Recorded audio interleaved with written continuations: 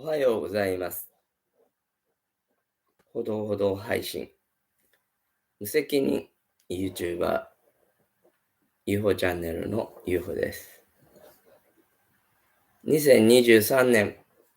11月4日土曜日、大安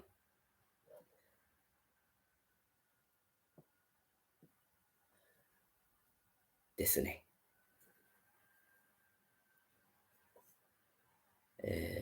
11月になっても夏日が続いて異常気象だっていうことですね。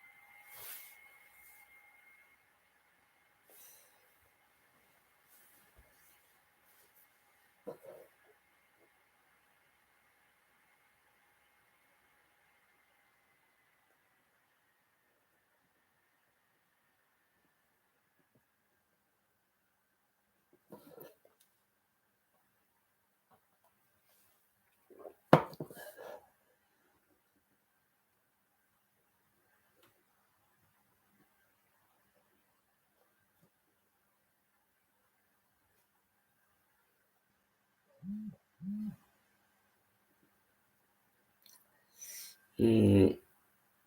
どう言いますかね。え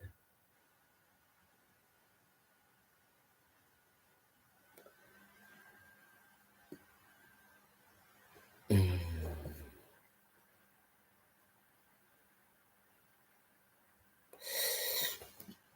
私は八方美人で、コウモリ男な面があって、やじろべえで、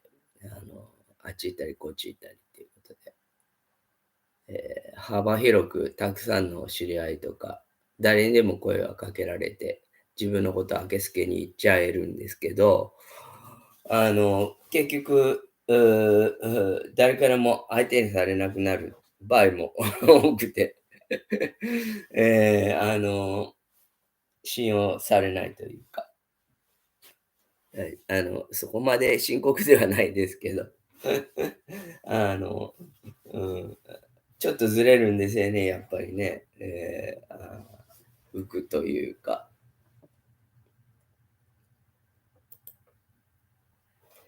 え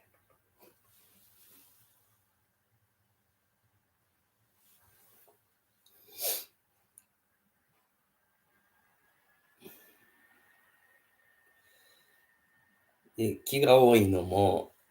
あって、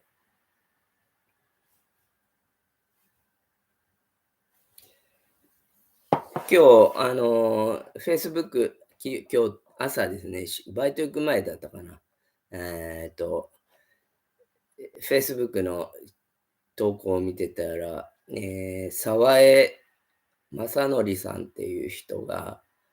ウィルパワーっていうことについてちょっと短い投稿をされてたんですね。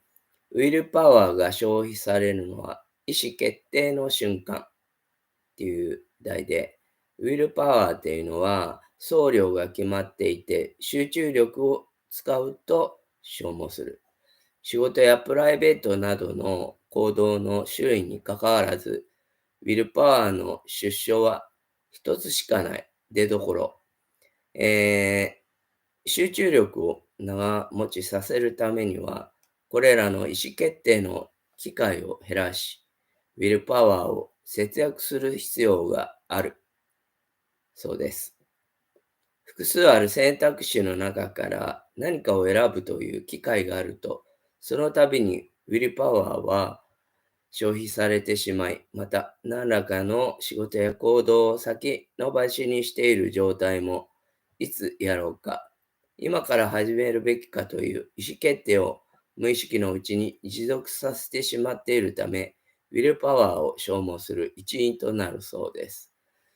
集中力を長持ちさせるためには、これらの意思決定の機会を減らし、ウィルパワーを節約する必要があるようです。なるほど。アップル共同創始者のスティーブ・ジョブズ氏が人前に出るとき、毎回ほとんど同じ格好だったというのも、どの服を着ようかということに費やすウィルパワーの節約をしていたという説もある。ウィルパワーを節約するには、意思決定の回数を減らし、瞑想することもいいようですよっていう、記事だったんですけど、私はもう本当に、24時間寝ててもものを考えているぐらいのことで、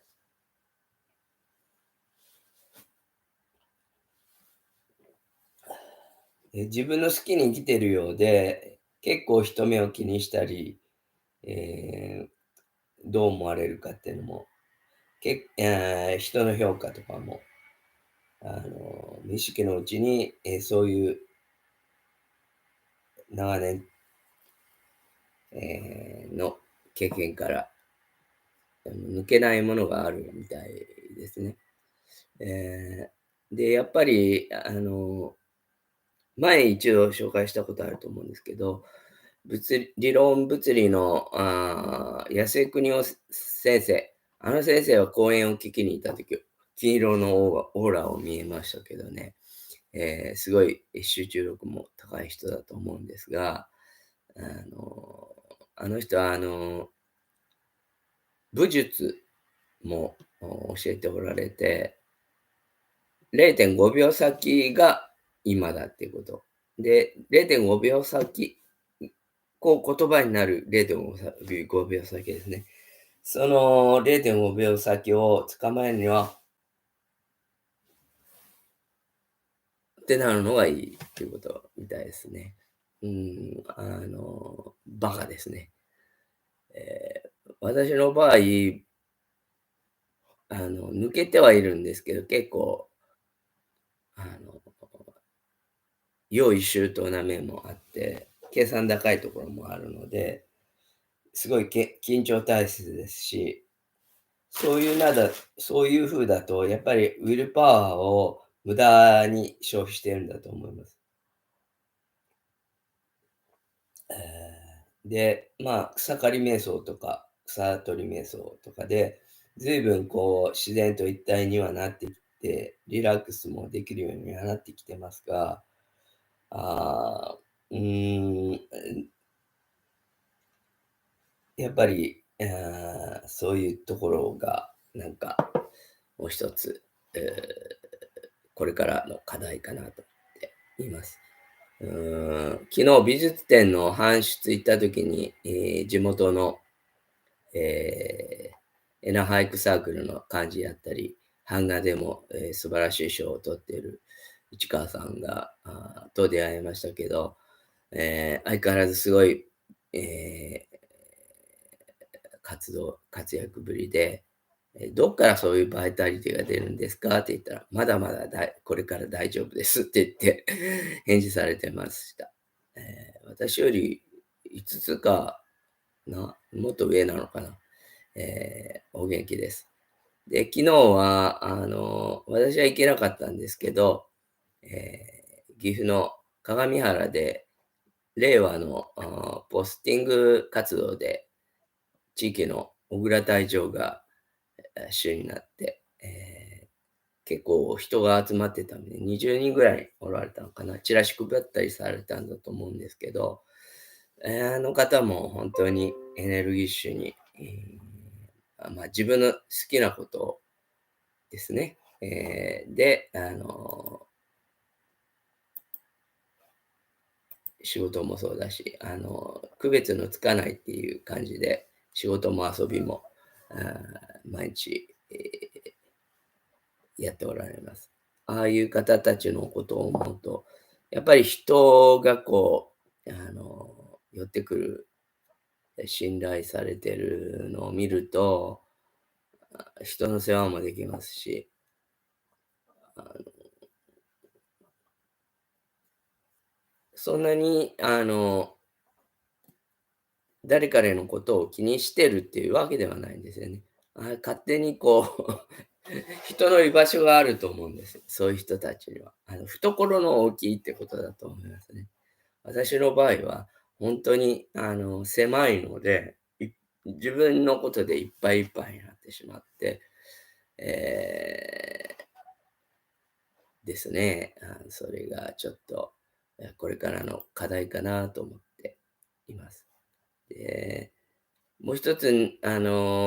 弟を体感された野中先生が、あの、紹介されてた、生物学者の福岡伸一さんの記事も紹介したかったんですけど、ちょっとだけ、本来の姿こそ美しいっていうので、これ、防具で、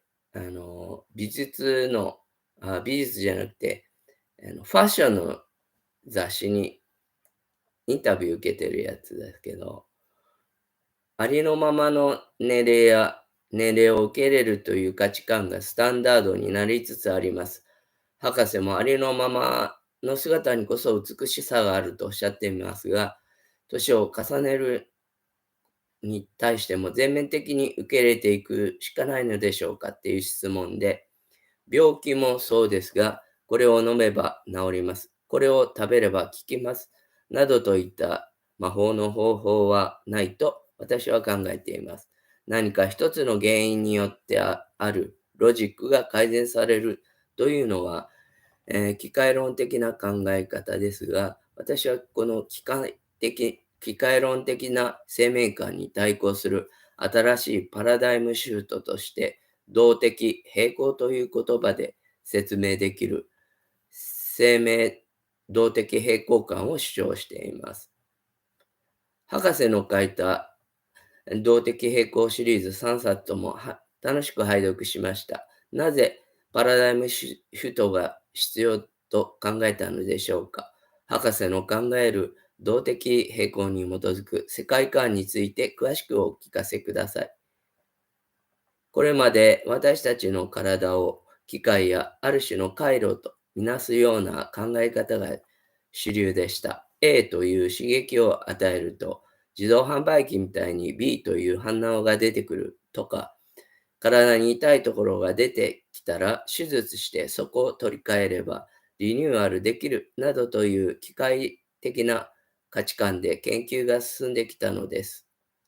部品を変えればいい。また、メカニズムを解明して変更できるような薬を作り、投与すれば歯車がうまく回って正常に戻るといったように、人間の体をまるでパーツから成り立つメカニズムと考えすぎるがゆえに、時に行き詰まってしまうこともあります。人間の体を機械的に見すぎてきたところに、近代科学の大きな問題があると思います。私も長年、生物学者として生物を遺伝子やタンパク質など小さなパーツに分けて研究してきました。それがゆえにパラダイムシフトについて考えるきっかけがあったのです。機械論的な考えに自分がどっぷりハマっている自覚がまずは必要で、そこから新しい生命のあり方を見直そうというパラダイムシフトが発生するわけです。一旦は古い考えに凝り固まっていないとシュートできないからですね。難しいことかもしれませんが、生命というのはメカニズムや回路、アルゴリズムという AI 的思想ではなく、もっと全体で成り立っているということを受け入れるしかないと思います。一つの問題点だけで戦おうとしない、全体として違う状態に移行しないと変わらないのです。そのためには時間がかかります。例えば、食事や環境を変えるなど、時間がかかる取り組みによって平行状態を少しずつ変える魔法の方法はないのです。っていう、ちょっと一部ですけど、ですね。私も本当に、あれをしてこれをしてって、こうすればどうなるっていう、ここを押せばこっちが出るんじゃないかとか、ことでいろいろ試行錯誤はしてますけれども、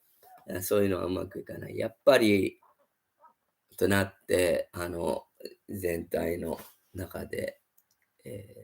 他人との差ですね、そういうの違いを、痛みもありますけど、摩擦とかありますから、少しずつ自分の器を大きくすることで、懐のに、深い人間になれたら、いいんじゃないかなと。そういういろんな方とのご縁でいろいろ教えていただけるんで、今日は後藤大教会長さんの、日めくりありがとうと言えてありがとう。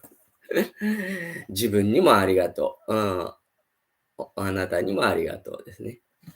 はい、それでは、Have a nice day, goodbye. 良い週末をお過ごしください。失礼します。